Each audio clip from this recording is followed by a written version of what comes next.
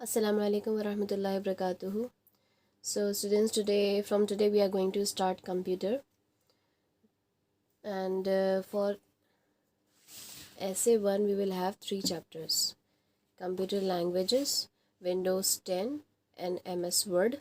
Okay, these 3 chapters we will study these chapters in essay 1 syllabus. Okay, so today we are going to see first chapter 1, that is computer languages.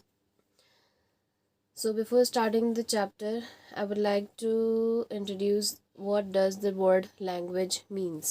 ठीक है, language क्या होती है? Language सबको पता है कि मीन्स ऑफ कम्युनिकेशन होता है, मतलब एक ज़रिया होता है एक दूसरे से कम्युनिकेट करने का. हमें लैंग्वेज आती है, जैसे मैं अभी आपको लोगों को जो लैंग्वेज यूज़ करके बता रही हूँ, आप लोग उससे समझ पा रहे हैं, कम्युनिकेट कर पा रहे हैं हम एक दूसरे की बातें आपस में. तो ऐसे ही सारे ह्यूमंस को लैंग्वेज चाहिए होती है एक दूसरे से कम्युनिकेट करने के लिए. इसी तरह सिमिलरली हम लैंग्वेज चाहिए कंप्यूटर से कम्युनिकेट करने के लिए.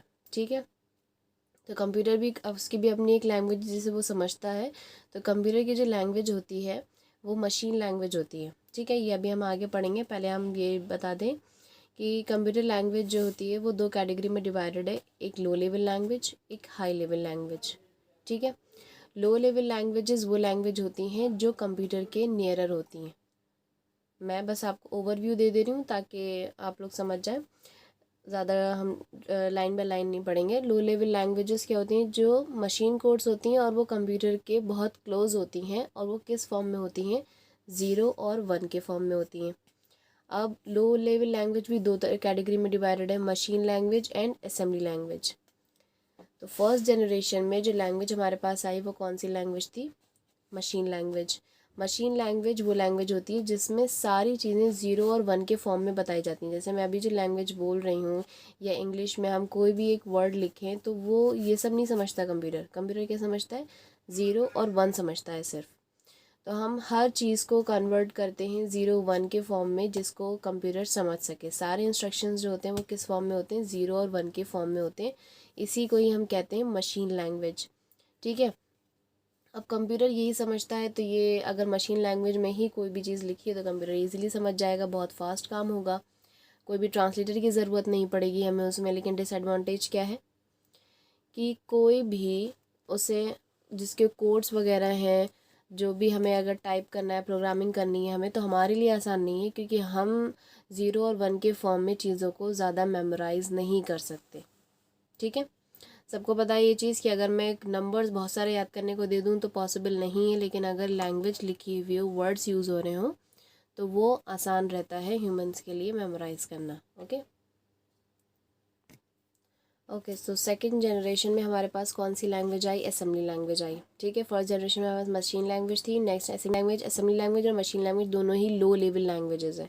असेंबली लैंग्वेजेस में क्या हुआ कि कुछ ऐसे कोड्स और सिम्बॉलिक एड्रेसेस यूज़ होने लगे जो हमारे लिए थोड़े से ईजी हो जाए, लेकिन फिर भी इतने टिपिकल होते हैं कि मतलब हम लोग याद नहीं रख सकते, लेकिन अगर जो एक्सपर्ट हैं, प्रोग्रामर्स हैं, उन्हें मेमोराइज हो जाते हैं. ठीक है, तो वो हो गई हमारी असेंबली लैंग्वेज. तो असेंबली लैंग्वेज मशीन लैंग्वेज के कंपैरिजन में तो ईजी है, लेकिन अब असेंबली लैंग्वेज एक ऐसी लैंग्वेज जिसे कंप्यूटर तो नहीं समझेगा, तो हमें एक ट्रांसलेटर की ज़रूरत है. उस ट्रांसलेटर को हम बोलते हैं असेंबलर.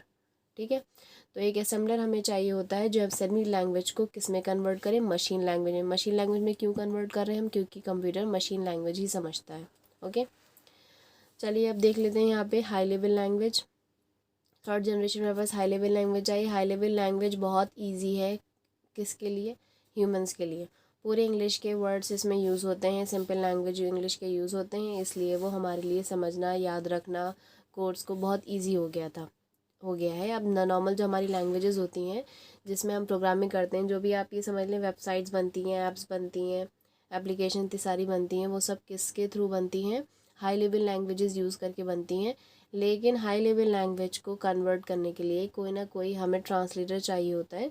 तो जैसे भी मैंने बताया, असेंबली लैंग्वेज को कन्वर्ट करने के लिए असेंबलर चाहिए, हाई लेवल लैंग्वेज को कन्वर्ट करने के लिए कंपाइलर चाहिए होता है. अभी हम ये आगे देखेंगे. ठीक है, अब हाई लेवल लैंग्वेज के उन्होंने बहुत सारे एग्जांपल दिए हैं. कौन कौन से? जैसे बेसिक एक लैंग्वेज है, कोबॉल है, पास्कल है, फोर्ट्रान, लोगो, सी++, विजुअल C++, सी शार्प. इसे जो हैश होता है इसे हम शार्प पढ़ते हैं, सी शार्प. विजुअल बेसिक, जावा, .NET वगैरह, ये सारी बहुत सारी लैंग्वेजेस होती हैं, बहुत ज़्यादा इंट्रोड्यूस हो चुकी हैं अब आजकल तो, पाइथन वगैरह, जिसमें अच्छे से प्रोग्रामिंग की जा सकती है और इजीली बहुत कुछ डेवलप कर दिया गया है। जैसे फेसबुक, इंस्टाग्राम, व्हाट्सएप, ये सारी भी लैंग्वेज के थ्रू बनी हुई हैं। ठीक है, आप हायर क्लासेस में जाएंगे, ग्रेजुएशन वगैरह करेंगे तो वहाँ पे आपके बहुत ज़्यादा काम आएगी ये लैंग्वेजेस। अब नेक्स्ट देखते हैं हम fourth generation language. Fourth generation language कैसी लैंग्वेज है कि जो कम टाइम ले, बहुत जल्दी से हमारे प्रॉब्लम्स को सॉल्व आउट करे। जैसे कि हमारे मान लीजिए कि हमने ये दिया कि हम डेटा एंटर कर दिया हमने अपना, ये है, और इससे रिलेटेड अब रिपोर्ट जो है जनरेट हो जाए फ़ौरन। मतलब हम अभी तक जो हम कर रहे थे वो उसमें कॉम्प्लेक्स टास्क थे, बहुत मुश्किल टास्क थे, उसे हम कोडिंग के थ्रू पूरा कर रहे थे। लेकिन अब जो हम फोर्थ जनरेशन में यूज़ कर रहे थे तो वो उस चीज़ पे फोकस किया गया कि काम हमें जल्दी मिले, कॉस्ट भी कम हो और टाइम भी बहुत कम लगे। ठीक है, तो ये सारी चीज़ें किसके अंदर आई? फोर्थ जनरेशन लैंग्वेज के अंदर आई। नेक्स्ट हम देखते हैं फिफ्थ जनरेशन लैंग्वेज, जिसे 5GL भी बोलते हैं और फोर्थ जनरेशन को 4GL भी बोलते हैं। ठीक है, ये एक ऐसी ग्रुप ऑफ लैंग्वेजेस है जो ये नहीं सोचती कि किस तरीके से इसे सॉल्व किया जाए। मतलब हमने एप्लीकेशंस इस तरीके से बनाई हुई हैं जो उनको सॉल्व करेंगी। जैसे कि अब आजकल जो है आर्टिफिशियल इंटेलिजेंस पे बहुत काम हो रहा है, तो सारे रोबोट्स वगैरह इन सब चीज़ों पे बहुत वर्क हो रहा है ताकि हमारी जो भी प्रॉब्लम सॉल्विंग है वो सॉल्व करें, हम बस उन्हें प्रॉब्लम्स बता दें। तो ये सारी चीज़ें इन्वेंट की गई जा रही हैं फिफ्थ जनरेशन लैंग्वेज में, और ये अभी भी कंटिन्यू है प्रोसेस में। ठीक है, अभी मैंने आपको बताया था कि हम कंपाइलर असेंबलर के बारे में पढ़ेंगे, तो नेक्स्ट टॉपिक हमारा क्या है? Compiler and assembler. Compiler assembler में डायरेक्ट यहाँ से समझाने दे रही हूँ ताकि आपको ईजी पड़े। कंपाइलर क्या होता है कि हाई लेवल लैंग्वेज को मशीन लैंग्वेज में कन्वर्ट करता है। ठीक है, मैंने अभी बताया था हाई लेवल लैंग्वेज होती है और असेंबली लैंग्वेज होती है। असेंबली लैंग्वेज को जो कन्वर्ट करे मशीन में उसे हम असेंबलर बोलते हैं। हाई लेवल लैंग्वेज को जो मशीन लैंग्वेज में कन्वर्ट करे उसे कंपाइलर बोलते हैं। दोनों का ही काम ट्रांसलेट करने का है, नाम चेंज है, ये असेंबलर है और ये compiler. Okay, so we have ended this chapter. Tomorrow we'll do the exercises and question answers of this chapter. Okay, assalamu alaikum wa rahmatullahi wa barakatuh.